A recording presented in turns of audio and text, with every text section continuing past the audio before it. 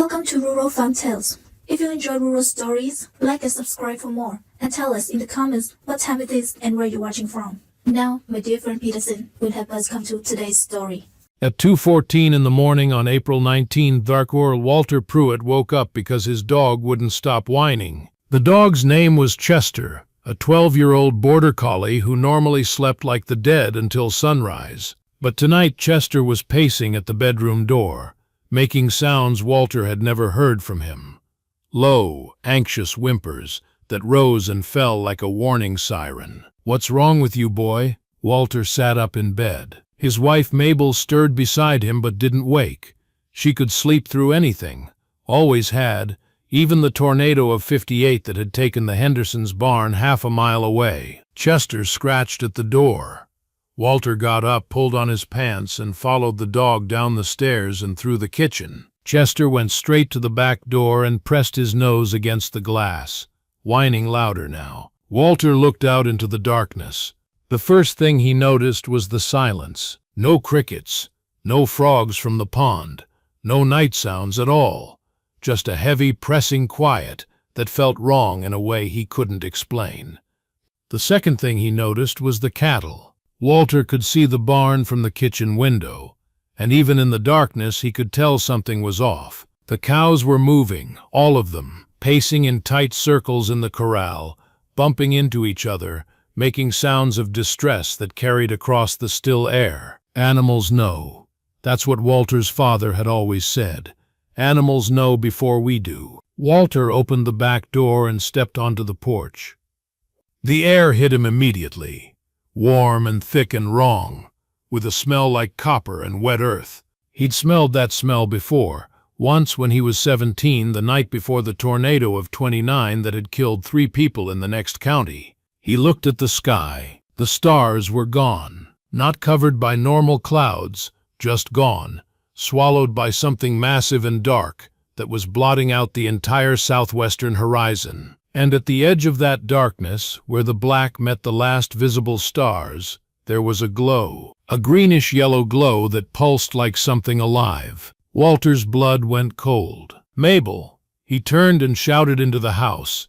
"Mabel, wake up! Let me tell you about Millbrook, Nebraska, in the spring of 1974, because you need to understand what Walter was looking at." Millbrook was a town of 847 people, spread across 4 main streets and a dozen side roads. Farmers mostly, plus the merchants who served them. A feed store, a grocery, a hardware shop, a diner, a church. The kind of town where everyone knew everyone, where doors stayed unlocked, where the biggest excitement was the 4th of July parade. The town had been built in a shallow valley, nestled between low hills to the east and open prairie to the west. The old-timers said the hills protected them from the worst storms.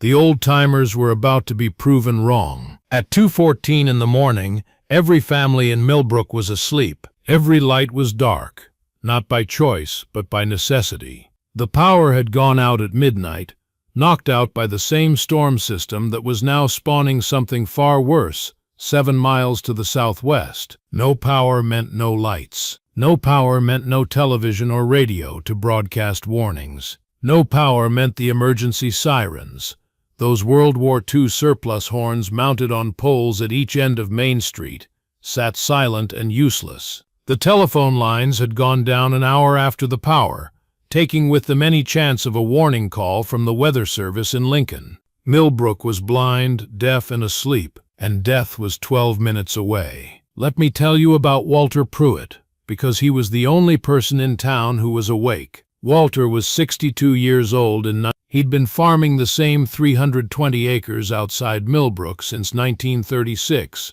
when he'd taken over from his father. He'd survived the Dust Bowl, the war years, the hard winters, the dry summers. He'd buried 2 children, a son in infancy, a daughter to polio in 50. He'd kept farming. Walter wasn't a talker. Never had been, never would be. He went to church on Sundays, nodded at his neighbors, did his business with as few words as possible. Some people thought he was unfriendly. Most people who knew him understood that he just didn't see the point in saying things that didn't need to be said. But Walter noticed things. He watched the sky the way other men watched football. He knew what different clouds meant, what the wind patterns signaled, what the barometric pressure was doing without needing a gauge to tell him. 40 years of farming had taught him to read the air itself, and right now, the air was telling him something terrible. "Mabel, get to the cellar, now." His wife appeared in the kitchen doorway, pulling on a robe, her face confused with sleep. "Walter, what? What?" "Tornado coming, southwest. Big one." Mabel's face went pale. She'd lived through enough Nebraska springs to know that Walter didn't use that word lightly. "How long?" Walter looked at the horizon again. The greenish glow was larger now, pulsing more intensely. He could feel the pressure dropping, could feel it in his ears like descending in an airplane. 15 minutes, maybe less. I'll get to the cellar." "Good. Stay there until I come get you." Mabel started toward the cellar door, then stopped. "Where are you going?" Walter was already pulling on his boots. "Town," he said.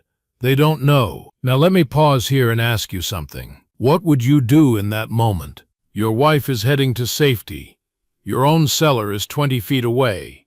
You could be underground in 30 seconds, protected from whatever was coming. Or you could go out into the darkness, into the path of the storm, to warn people who might not wake up in time anyway." Walter Pruitt didn't hesitate. He didn't weigh the options or calculate the risks. He just knew that 847 people were sleeping in the dark with no idea what was coming, and he was the only one awake. He grabbed his truck keys from the hook by the door. The truck didn't start. Walter turned the key again, heard the starter grind weakly, and knew immediately what was wrong.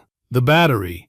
He'd been meaning to replace it for weeks, kept putting it off. The cold night had drained what little charge was left. He had no vehicle, no way to get to town fast, no way to warn anyone. For 3 seconds, Walter Pruitt stood in his driveway, his mind racing through options that didn't exist. Then he looked at the barn, the farmall. Let me tell you about the tractor, because it's the hero of this story. Walter's farm. All H was a 1947 model, 27 years old in that April of 19... He'd bought it used in 1952 for $600 from a widow whose husband had died in Korea. It had been old then. It was ancient now. But it ran. God, it ran. Walter had rebuilt that engine twice, replaced nearly every moving part at least once, kept it maintained with an obsession that his neighbors found amusing. "That tractor's worth maybe $200, they'd say. Why do you spend so much time on it?" Walter never had a good answer. He just liked the machine. It was simple, reliable, honest. It started when you needed it to start.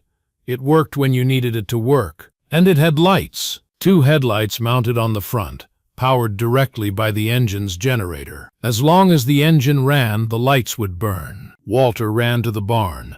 The cattle were frantic now, bellowing and crashing against the fence. Chester was barking somewhere in the darkness. The wind was picking up, coming in gusts that carried that copper smell, stronger than before. Walter threw open the barn doors, climbed onto the farmall, and turned the key. The engine caught on the first try. It always did. He pulled the headlight switch. Twin beams of yellow light cut through the darkness, illuminating the barn doors, the driveway, the road beyond. Walter Pruitt had 12 minutes to save a town. He had a tractor that could do maybe 15 miles per hour on a good road. He had headlights, a horn, and his own 2 lungs. It would have to be enough. Let me tell you about the ride into town, because those were the longest 12 minutes of Walter's life. The Pruitt farm was 1.5 miles outside Millbrook. At 15 miles per hour, that was 6 minutes just to reach the first houses. 6 minutes of the 12 he had left. Walter pushed the throttle as far as it would go. The old farmall roared down the gravel road, its headlights bouncing wildly as the wheels hit ruts and potholes. The wind was stronger now, pushing against him from the southwest, carrying the smell of rain and something else, that electric ozonic smell that meant the atmosphere itself was being torn apart. He could see the glow more clearly now. It wasn't just on the horizon anymore. It was climbing the sky, spreading, pulsing with an energy that made his skin crawl. Somewhere inside that glow a funnel was forming, or had already formed. Walter didn't look back. Looking back wouldn't help anyone. The first house on the edge of town was the Morrison place. Lloyd Morrison, who'd witnessed Earl Dunlap's handshake deals for 20 years. Lloyd's bedroom window faced the road. Walter stopped the tractor directly in front of the house, headlights blazing against the dark windows. He leaned on the horn, a deep, mechanical bleat that shattered the silence of the sleeping town. "Lloyd! Tornado! Get to your cellar!" He held the horn for 10 seconds, saw a light flicker on inside, didn't wait to see more. He had to keep moving. The next house was the Kendricks, then the Petersons, then the Watsons. Walter drove the farm all down the middle of Main Street, leaning on the horn, shouting until his throat was raw, stopping at every house where he didn't see lights coming on. "Tornado coming! Everyone up! Get to your cellars!" Lights were flickering on now, one by one, like stars appearing in reverse. Faces appeared in windows, confused, frightened, then understanding. Walter saw people running, saw Lloyd Morrison sprinting across his yard in his underwear, gathering his children, heading for the cellar doors, saw old Mrs. Patterson being carried by her son, saw the Henderson kids racing ahead of their parents. The town was waking up, but Walter wasn't done. He'd reached the end of Main Street, but there were houses on the side roads, families who might not have heard the horn, who were too far from the main street to see the lights. He turned onto Oak Street. 3 houses, horn blaring, lights blazing, voice screaming into the wind. Then Elm Street, 4 houses, the Garcias, the Thatchers, the Millers, the old Johansson place.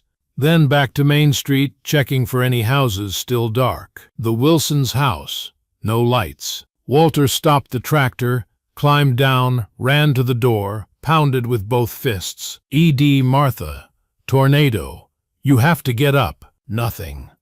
The Wilsons were elderly, both hard of hearing. Walter tried the door, unlocked like every door in Millbrook, and went inside, shouting as he ran through the dark house. He found Ed Wilson sitting up in bed, confused, reaching for his glasses. "What? Walter, what are you—" "Tornado. Right now. Cellar." Ed's face went white. He shook Martha awake while Walter ran back outside. The wind was howling now. Not gusting, howling. A continuous roar that came from everywhere at once. The pressure in Walter's ears was painful. The glow on the horizon had become a glow directly overhead, greenish light filtering through clouds that churned like boiling water. Walter climbed back on the farm all and checked his mental count. He'd hit every house he could think of, 47 families. Maybe a few he'd missed, but he'd covered most of the town. He looked at the sky and knew he was out of time. "Everyone down," he shouted one last time, his voice barely audible over the wind. "It's here." Walter drove the farm all toward the nearest shelter, the church basement, 3 blocks away. He could see people running ahead of him, silhouettes against the greenish sky, racing for cellars and basements and any hole in the ground. He made it to the church with maybe 30 seconds to spare. He killed the engine, climbed down, and ran for the basement door. Hands grabbed him, pulled him inside, pushed him down the stairs into a basement packed with people. 40, 50, maybe more, all crammed together in the darkness, holding children, holding each other, praying. Then the sound came. Let me tell you about the sound, because no one who heard it ever forgot it. It wasn't like a freight train. That's what people always say, sounded like a freight train. But that's not right. A freight train has a rhythm, a mechanical regularity. This was different. This was the sound of the world being torn apart, a roar so deep it vibrated in your chest, a scream so high it hurt your ears, breaking glass and splintering wood and metal being twisted like paper. All of it at once, all of it everywhere, a wall of sound that made thought impossible. The church shook. The lights, they had candles and lanterns in the basement, flickered and danced. Dust fell from the ceiling. A woman screamed. Children cried. Someone was praying out loud, rapid fire, the same words over and over. Walter Pruitt knelt in the corner, his eyes closed, his hands pressed against his ears, and waited for the world to end. The sound lasted 37 seconds. Then it was gone. Not fading, gone, instantly, replaced by a silence so complete it felt like death. The wind stopped. The roar stopped. Even the children stopped crying, shocked into quiet by the sudden absence of sound. For a long moment, no one moved. Then Walter stood up. "Everyone stay here. I'll check." He climbed the stairs to the basement door, pushed it open, and stepped out into what was left of Millbrook, Nebraska. Let me tell you about the damage, because it was both terrible and miraculous. The tornado had cut a path through the western half of town. Everything in that path was destroyed. Houses reduced to splinters, cars flipped and crumpled, trees snapped like matchsticks. The hardware store was gone. The feed store was gone. Half of Main Street was simply missing. But the eastern half of town was untouched, and the storm cellars had held. Walter walked through the debris in the gray pre-dawn light, calling out names, listening for responses. One by one, the doors opened. Cellar doors, basement doors, the reinforced door of the bank vault where the Hendersons had sheltered. People emerged, blinking, stunned, but alive. Every family that Walter had warned was alive. 47 families, 163 people, men, women, children, who had been asleep in their beds 12 minutes before the tornado hit. All of them had made it to shelter. Not a single person died. The National Weather Service would later estimate that the tornado was an F4, with winds exceeding 200 miles per hour. It had touched down 7 miles southwest of Millbrook at 2:19 a.m., and lifted 2 miles northeast of town at 2:31 a.m. 12 minutes of destruction. The Weather Service also estimated that if the town had received no warning, if everyone had stayed asleep in their beds, the death toll would have been between 15 and 25 people. 0 deaths. Because one man woke up, looked at the sky, and refused to go to shelter alone. Now, let me tell you about the aftermath, because that's where Walter Pruitt became something he never wanted to be. By noon on April 19th, the news trucks had arrived.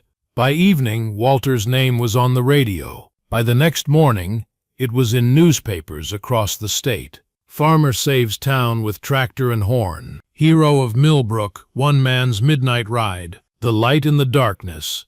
Walter Pruitt's 12-minute miracle. Walter hated every word of it. He refused the first interview request, then the second, then the third. He stopped answering his door when he saw cameras in the driveway. He told the mayor, politely but firmly, that he didn't want any ceremonies or plaques or recognition. "I didn't do anything special," he told Pastor Reynolds, who'd been trying to convince him to speak at a community thank you event. "I woke up. I had a tractor. I did what anyone would do." "Walter, you saved 163 lives. I drove a tractor down a street and made noise. That's not heroism. That's just doing what needed doing." Pastor Reynolds didn't push. He'd known Walter for 30 years. He knew that the man meant exactly what he said. But the town didn't forget. They couldn't forget. Every person who'd been pulled from sleep by those headlights and that horn knew exactly who they owed their lives to, whether he wanted the credit or not. Let me tell you about the letters, because those mattered more to Walter than any newspaper headline. They started arriving a few days after the tornado. Handwritten notes, most of them, slipped under his door or left in his mailbox. "Mr. Pruitt, my children are alive because of you. I heard the horn and at first I thought it was a dream. Then I saw the lights and I knew. Thank you doesn't feel like enough. Martha Garcia." "Walter, I'm not a religious man, but I believe God put you at that window for a reason. My whole family was in the path. Every one of us made it to the cellar because of you." Ed Thatcher. "Dear Mr. Pruitt, I am 7 years old. My mom says you saved us from the tornado. Thank you for driving your tractor. I drew you a picture of it. Tommy Henderson." Walter kept every letter. He put them in a box in his bedroom closet, never showed them to anyone but kept them. When reporters asked him why he'd done what he did, he never knew what to say. But those letters, those he understood. He hadn't saved a town. He'd saved the Garcias and the Thatchers and little Tommy Henderson. He'd saved his neighbors, one family at a time, house by house, headlight by headlight. That made sense to him. That felt like something worth doing. Let me tell you about the conversation with Lloyd Morrison, because it happened 3 months after the tornado and it stayed with Walter for the rest of his life. Lloyd came over one evening in July, sat on Walter's porch, and didn't say anything for a long while. That was okay. Walter didn't mind silence. Finally, Lloyd spoke. "You know what I keep thinking about? I keep thinking about how I almost didn't wake up." Walter waited. "When I heard the horn, I thought I was dreaming. Some part of my brain just wanted to ignore it, roll over, go back to sleep. It took the second blast, the long one you held for 10 seconds. That's what finally got through to me. Good thing I held it then. Good thing." Lloyd was quiet again. "But here's what I keep thinking. What if you hadn't been awake? What if Chester hadn't woken you up? What if your truck had started and you'd just driven yourself to safety? What ifs don't help anyone, Lloyd. I know, but I think about them anyway." Lloyd looked at Walter in the evening light. "I've known you 30 years, Walter. You're the quietest man I've ever met. You never say more than you have to. You never ask for attention or credit or thanks. But that night you made more noise than I've ever heard anyone make. You drove through town screaming at the top of your lungs. For us." Walter was uncomfortable. He shifted in his chair, looked away. "That's what I keep thinking about," Lloyd continued. "The quietest man I know, making all that noise, because the noise was what we needed, because you knew we needed to hear it. I just did what made sense." "No, Walter, you did what needed to be done, whether it made sense for you or not. That's different. That's—" Lloyd searched for the word. "That's sacrifice." Walter didn't answer. He didn't know how to answer. He'd never thought of it as sacrifice. He'd just thought of Martha Garcia's kids, asleep in their beds. He'd thought of the Henderson family, who'd lost their barn in '58 and couldn't afford to lose anything else. He'd thought of his neighbors, who would do the same for him. "I should get home," Lloyd said, standing up. "Margie's got supper waiting. Give her my best." Lloyd walked to the edge of the porch, then turned back. "One more thing, Walter. I never asked, why didn't you just drive to safety? Your cellar was right there. Why didn't you just go underground and let the storm pass?" Walter thought about it. He'd never really put it into words before. "Because I was awake," he finally said. "And they weren't. Let me tell you about the tractor, because it survived too." The farm all-H had been parked on the street when Walter ran into the church basement. It was directly in the tornado's path, or close enough that it should have been destroyed. When Walter found it the next morning, it had been flipped onto its side by the winds, pushed 30 feet from where he'd left it, and buried under debris from the hardware store. But it wasn't destroyed. Walter spent 2 days digging it out, another week repairing the damage, a cracked oil pan, a bent steering column, a shattered headlight. The engine itself was untouched. "That tractor's got 9 lives, Lloyd said, watching Walter work on it. "Just the one," Walter said, "but it's a good one." He replaced both headlights with new ones, the brightest he could find. The old ones had saved 163 lives, but they were shattered now, their job done. The tractor ran for another 11 years after that night. Walter finally retired it in 1985. When he was 73 and his son had taken over most of the farming. He parked it in the barn and covered it with a tarp, but he didn't sell it. Couldn't sell it. "That's not just a tractor," he told his son Thomas. Thomas understood. He'd been 15 in 1974, had been in that church basement with his father, had seen the way people looked at Walter in the weeks and months that followed. The quiet awe, the unspoken gratitude. "I'll keep it," Thomas promised, "long as the barn stands." Let me tell you about Walter's death, because it happened in 1991, and the whole town came to the funeral. Walter Pruitt died on a Sunday morning in March, 17 years after the tornado. Heart attack, quick and final. He was 79 years old. The funeral was the biggest Millbrook had ever seen. People drove in from 3 counties, people who'd moved away years ago, people who barely remembered the town, but who remembered one night in April when a man on a tractor had given them back their lives. Pastor Reynolds, older now but still at the same church, gave the eulogy. He talked about Walter's faith, his family, his years of service to the community.